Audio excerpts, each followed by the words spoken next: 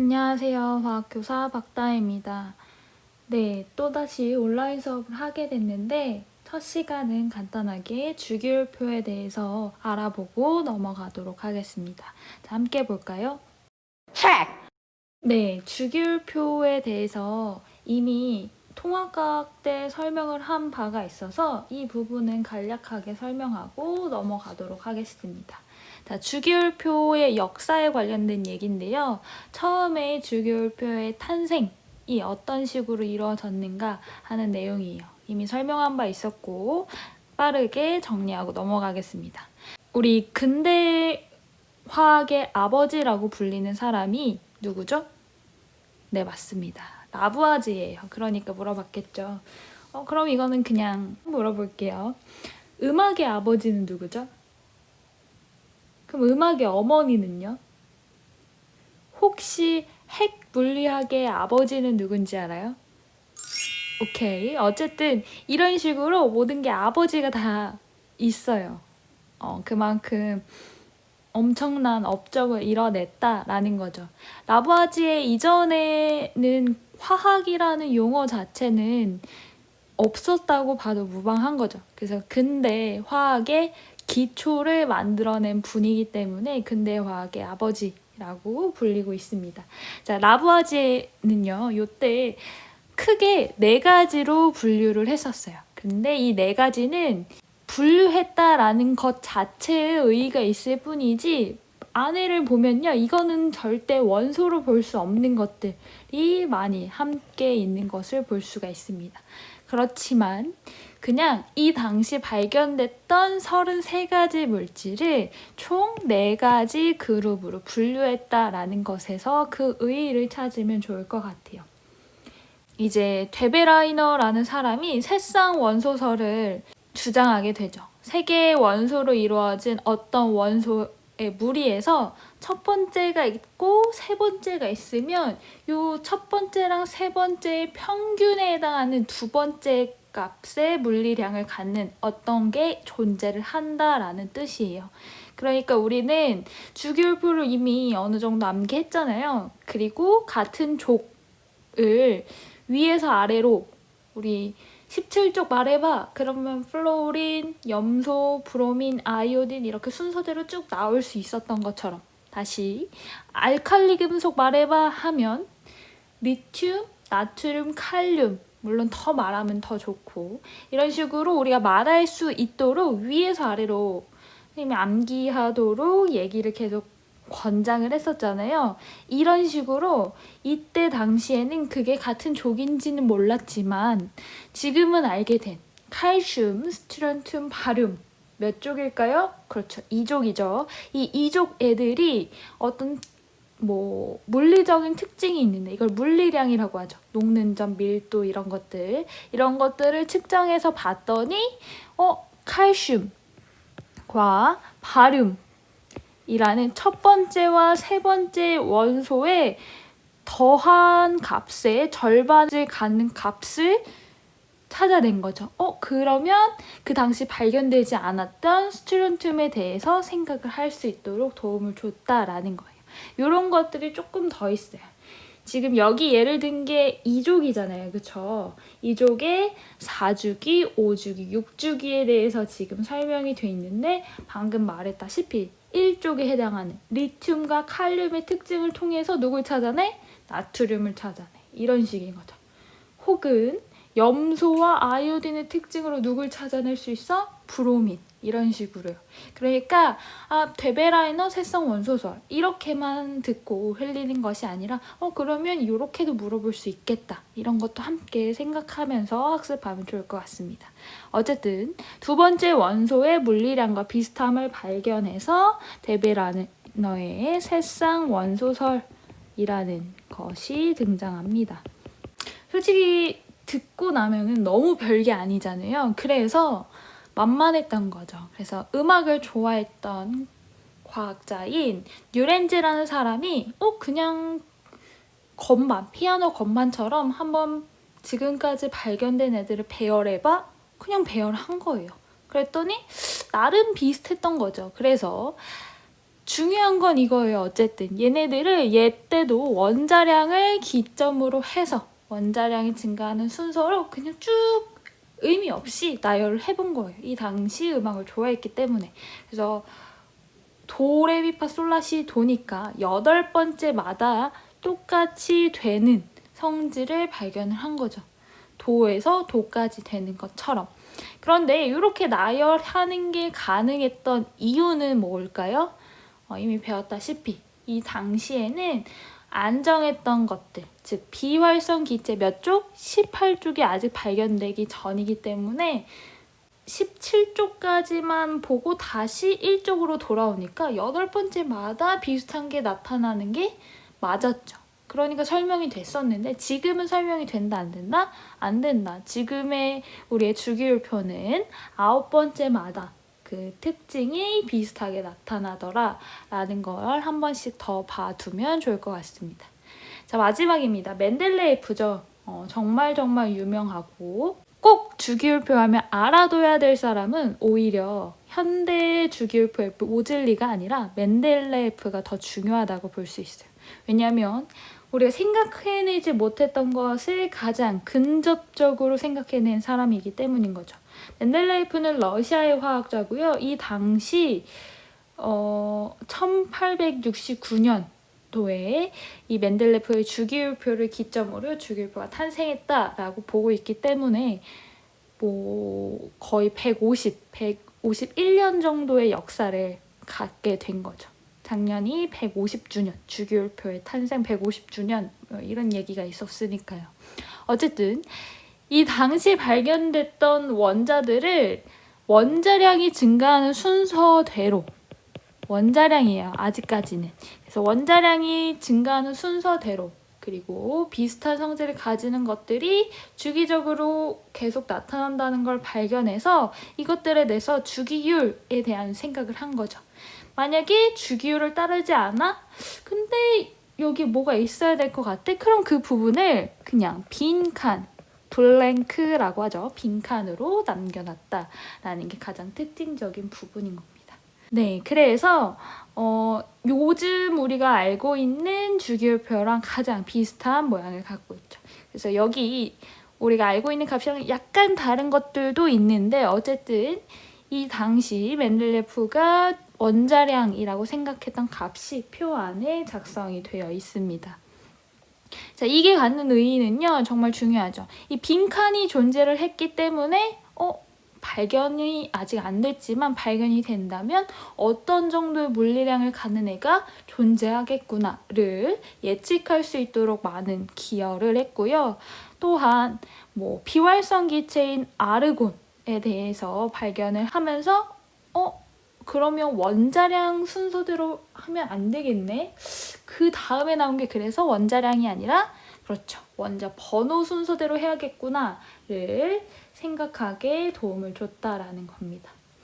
다시 한번 설명하면요. 원자량 순서로 했는데 맞지 않는다라는 게 뭔 말이냐면 우리가 지금은 알고 있죠. 아르곤 몇 번이야? 18번이죠. 이거 잘 되고 있는 거지. 아르곤 18번, 19번이 칼륨입니다. 근데 얘네들의 원자량을 적어보면요. 39.95, 칼륨은 39.10. 우리가 원자량 순서대로 적으면 얘를 먼저 적고 얘를 나중에 적어야 되잖아. 그런데 그 특징대로 넣어보니까 아르곤은 18번에 있어야 되는 게 맞아. 그 라인에 있어야지만 주기율이라는 게 설명이 되는데 얘가 나중에 발견이 되고 나니까 그러면 이 원자량 순서대로 하면 안 되고 이 원자 번호 순서대로 해야겠다라는 것들이 등장하기 시작했다라는 거예요. 어쨌든 많은 공헌을 했다라는 겁니다. 자, 넘어가 볼게요. 네, 그래서 마침내 원자량이 아니라 원자 번호 순서대로 해야지만 우리가 지금 알고 있는 주기율표의 모양이 나올 수밖에 없겠다라는 걸 깨닫게 된 거죠. 모즐리는 누구냐면 우리 열심히 원자 모델 배울 때 학습했던 악어에 비유됐던 사람 기억나나요? 네, 러더퍼드. 이 러더퍼드의 제자가 바로 모즐리입니다. 이 모즐리가요. 원자량 순서대로 하는 게 맞지 않는다라는 걸 깨닫고요. 그걸 어떻게 깨달았냐? 그 실험으로 깨달았겠죠. 그래서 그 X선의 파장이 금속 원소의 양성자의 수가 증가함에 따라 짧아지는 걸 발견하니까 이 양성자 수를 원자 번호로 정해야겠다라는 생각을 했던 거고요. 이 원자 번호에 대한 지정이 되면서 그럼 원자 번호로 쭉 배열을 해볼까? 라고 해서 지금과 같은 원자 번호 순서대로 된 주기율표가 탄생하게 됐다라는 겁니다. 그래서 오늘날 우리가 사용하고 있는 주기율표. 지금 나와 있는 모습이 오늘날 우리가 사용하고 있는 주기율표의 모습이죠. 우리가 외우지는 않았지만 이것까지 여기다 포함해서 하면 이 주기율표가 양쪽으로 더 와이드해지겠죠. 그러니까 이 부분은 삭제하고 이렇게 따로 빼서 존재하고 있고, 이때 한 95번 있죠? 95번 이후부터는 그냥 존재하는 원소가 아니라 인위적으로 합성해서 만들어낸 원소로 보는 게 더 합리적이에요. 여기에 존재하고 있는 아메리슘 있죠? 어디에서 발견했겠어요? 그래서 이 아메리슘이라는 것을 최초에 합성된 원소로 보고 있어요. 이런 식으로 어쨌든 이 이후의 애들은 합성해서 만든 거고, 나머지는 어느 정도 발견할 수 있는 그러한 주기율표의 원소들로 보고 있습니다. 자, 여기서요 한 가지만 추가적으로 말한다면, 우리 금속, 비금속은 알잖아요. 그래서 지금 초록 색깔로 금속, 노란 색깔로 비금속 표시되어 있고, 보라 색깔로 준금속까지 표현이 되어 있고, 검은 색깔 글씨로 써 있는 건 다 고체 상태지만 액체 상태로 존재하는 것, 기체 상태로 존재하는 것도 표현이 되어 있습니다. 보이죠? 그러면 액체 상태로 존재하는 거 몇 가지 없네요. 브로민, 수은 정도 찾을 수 있습니다. 나머지는 거의 다 고체 아니면 기체 상태라는 것도 같이 정리하면 좋겠네요. 이때 우리가 학습하지 않았던 3족부터 12족에 해당하는 부분이요. 몇 주기부터 등장하죠? 맞아요. 4주기부터 등장을 해요. 그래서 이 부분 있죠. 여기 이 부분. 이 부분에 해당하는 거 우리는 전이금속이라고 하는데, 얘네뿐만 아니라 우리 13족부터 17, 18, 18쪽까지는 얘기를 했었는데, 이 부분은 우리가 비금속인 거 알고 여기는 중금속인 거 아는데, 얘네는 전이금속이지만 그쪽 라인에 속하잖아요. 그래서 요만큼에 해당하는 얘네를 후전이금속이라고 표현을 합니다. 전이금속은 전이금속인데 뒤에 있는 애들이다 라는 거죠. 그래서 후전이금속에는 누가 속하는지 한번 더 조사를 해보고, 얘네들은 이 앞쪽에 있는 애들과는 무슨 특징이 다를까를 산화 상태를 조사해 보면서 이해해 보면 더 좋을 것 같습니다. 자, 넘어가 볼게요. 주기 알죠? 1주기부터 7주기까지 현재 존재를 하고 있고요. 주기가 의미하는 것은 전자가 배치되어 있는 전자 껍질의 수를 의미하는 거죠. 그래서 전자 껍질이 몇 개냐를 우리는 주기로 표현을 하고 있습니다. 단주기형 주기율표는 우리 원자번호 20번까지 외웠을 때 표현하는 작게 표현된 주기율표가 되는 거죠. 그러니까 2주기, 3주기 정도를 기준으로 만든 주기율표고, 장주기형 주기율표는 방금 봤던 것처럼 싹 다 나타내면 점점 와이드해지잖아요. 가로가 길어지는 거. 그렇게 표현되는 거. 즉 4주기, 5주기 전이금속 라인이 다 포함되어 있는 주기율표를 장주기형 주기율표라고 표현합니다. 자, 족은요. 주기율표의 세로줄 은 1쪽부터 몇 쪽까지? 18쪽까지 존재를 하고, 같은 족에 속한 원소를 같은 족, 똑같은 말, 동족이죠. 동족 원소라는 표현도 가끔씩 사용되니까요. 한번 눈여겨서 봐두면 좋을 것 같습니다. 자, 넘어가 볼게요. 이 부분도요, 우리가 이미 다 아는 사실이에요. 원자과 전자라는 용어 배운 적 있었어요. 자, 원자과 전자는 원래대로 표현하자면 제일 중요한 포인트는 화학결합에 참여하는 전자를 의미하는 거죠. 그러려면 가장 바깥 껍질에 있어야 된다라는 거죠. 그러니까 최외곽 껍질에 있는 전자 중에서 화학결합에 참여하는 전자라고 하는 특징이 있었어요. 그래서 최외곽 껍질에 있는 전자, 최외곽 전자라는 용어와 꼭 비교해서 알아둘 필요가 있다라고 했었죠. 그 차이를 갖는 게 몇 쪽인 거죠? 네, 맞습니다. 18쪽인 거죠. 그래서 18쪽 애들은 원자과 전자가 다 얼마인 걸 볼 수가 있는 거야?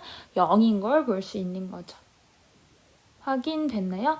그러면 넘어가 볼게요. 네, 주기율표 그 자체로도 큰 의미가 있지만요. 이걸 이렇게 표현했어요. 원자과 전자를 통해서 표현을 하자면 네, 맞습니다. 이런 식으로 표현돼요. 가장 바깥쪽에 있는 그리고 가장 마지막에 전자 껍질을 전자를 채웠을 때 표현되는.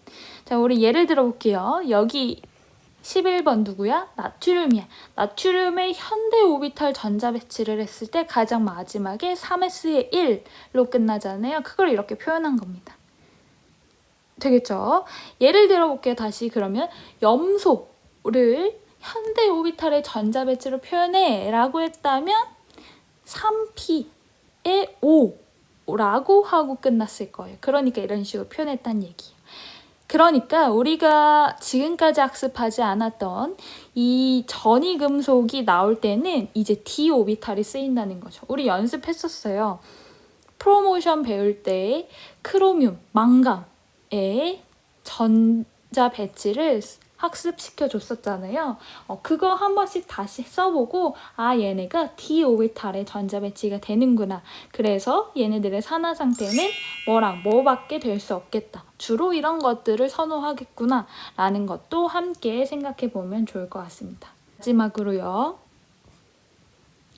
전형 원소와 전이 원소. 그냥 용어 정리인 거예요. 전형 원소는 우리가 이미 알고 있는 주기율표 1쪽, 2쪽, 그리고 12쪽, 18쪽에 속한 애들. 그래서 s오비탈이나 p오비탈의 전자가 배치되는 원소들을 전형 원소라고 하죠. 전형 원소가 중요한 것은 산화수가 딱 그것 하나로 정해진 애들인 거예요. 주기율표적으로 나타내면 여기 있는 애들인 거죠. 그래서 금속 혹은 비금속인 애들은 얼마 이렇게 정해져 있잖아요. 그래서 우리 산화수 규칙 자체에서도요. 1쪽은 다 산화수 얼마? 플러스 1. 17쪽은 다 산화수 얼마? 마이너스 1. 이런 식으로 산화수가 정해져서 아예 규칙으로도 이름이 되어 있었어요. 그런데 어떤 애들은 그 상황에 따라서 산화수가 변했잖아요. 그래서 산화수를 계산해야지만 알았어야 됐어. 그런 애들은 주로 전이원소인 거죠. 그래서 이 전이원소들이 왜 그런가 봤더니 d오비탈이나 f오비탈이 쓰이기 때문에 여러 가지 뭘 가질 수 있기 때문에 산화수를 가질 수 있기 때문이다라는 거예요. 대부분 여기에 속하는 애들은 뭐 중금속 이런 게 있을 수 있는 거고 특이하게 이온이 됐을 때 색을 나타내기도 하는 거죠. 그래서 예를 들어 볼게요. 밑에 퀘스천 1번 각 이온화식을 적고 이온화식, 이온화 반응식 용어 정리되고 있는 거죠. 얘네들을 적어보고 얘네들이 색깔을 어떻게 띠는지도 각자 적어보도록 하세요. 그리고 맞춰보도록 합시다. 줌을 통해서 대답하면 좋을 것 같습니다. 네, 오늘 수업은 이렇게 마무리하도록 하겠습니다. 수고했어요.